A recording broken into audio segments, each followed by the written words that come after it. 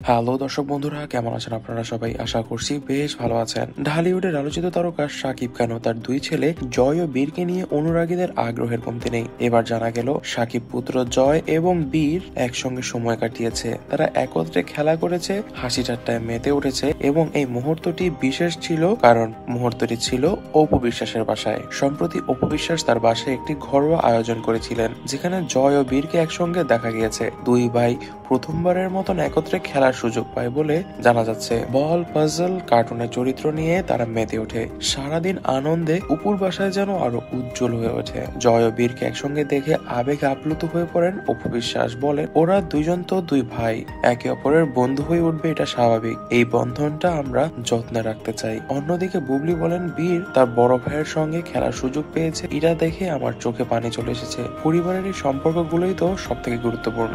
শাকিব খান তার দুই ছেলের এমন বন্ধন দেখে বলেন, এটাই তো আমি চেয়েছিলাম সবসময়। জয় আর বীর একে অপরকে ভালোবাসুক, পাশাপাশি তাদের মধ্যে বন্ধুর মতো সম্পর্ক তৈরি হয়ে উঠুক, এটাই আমি চেয়েছিলাম এবং এটাই হচ্ছে। আমি ভীষণ আনন্দিত এটা দেখতে পেয়ে। সামাজিক মাধ্যমে এই খবরটি ছড়িয়ে পড়তেই ভক্তদের মধ্যে উচ্ছ্বাস দেখা যায়। কেউ বলছেন শাকিব খানের জীবনের দুই রত্ন এবং অনেকেই আবার মন্তব্য করছেন তাদের সম্পর্ক মজবুত হলে সেটি ভবিষ্যতের কাজের জন্য অনেক সুখের স্মৃতি হবে। যদিও কেউ কেউ মন্তব্য করছেন তারা দুজন একত্র হলেও তাদের মারা কখনো একত্র হতে পারবেন না এবং এই বন্ধন তাদের মাদের জন্যই টিকে থাকবে না। অর্থাৎ অপু বিশ্বাস ও শবনম বুবলির সম্পর্ক তো ভালো না, তাই তাদের দুই ভাইয়ের সম্পর্ক কিছুদিনের জন্য মধুর হলেও তাদের মায়ের জন্য পরবর্তীতে এই সম্পর্ক টিকবে না। বিশেষজ্ঞদের মতে দুই ভাইয়ের এই মধুর সম্পর্ক শুধু ব্যক্তিগত জীবনেই নয়, তাদের সব ধরনের কাজেও ইতিবাচক প্রভাব ফেলবে। এতে করে তারা একে অপরের শক্তি হয়ে দাঁড়াবে এবং একে অপরকে সবসময় সাপোর্ট করবে। তবে জানা যাচ্ছে শাকিব খান এই বিষয়ে এখন থেকেই খুবই উঠে পড়ে লেগেছেন যে যেন তার দুই ছেলে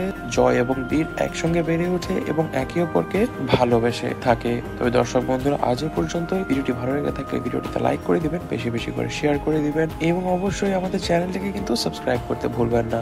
ধন্যবাদ।